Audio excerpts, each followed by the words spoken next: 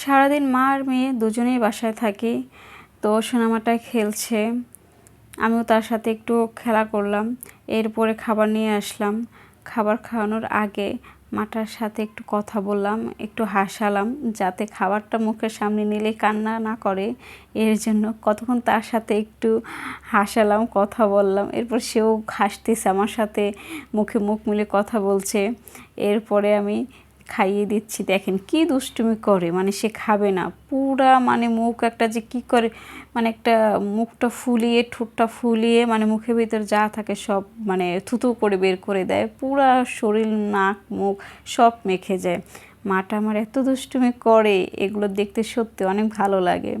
যারা মা হয়েছেন তারা অবশ্যই বোঝেন বাচ্চারা দুষ্টুমি করলে কতটা ভালো লাগে। এরপর তাকে শুইয়ে দিলাম, খেলছে। আমারও রাতের খাবারটা আমি খেয়ে নিলাম। আমি এবার রাত 8টার মধ্যে খেয়ে নিই। মাটা ঘুমিয়ে পড়েছে, ঘুম পাড়িয়ে দিলাম। এরপর আমি একটু স্ক্রিপ্ট লিখতে বসলাম আমার ইউটিউব চ্যানেলের জন্য। এখন রাত বাজে প্রায় 12:30। এখন সে অফিস থেকে এসেছে। কী নিয়ে এসেছে চলুন একটু দেখি।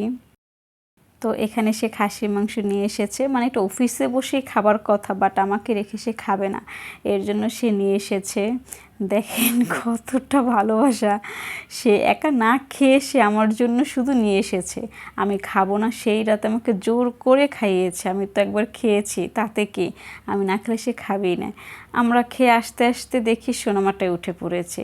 সে প্রত্যেক দিন রাতে এটাই করে। তার বাবা এত কষ্ট করে ডিউটি থেকে আসে, রাত 12টা 12:30 বাজে, কিন্তু তার মেয়ে তখনই উঠবে।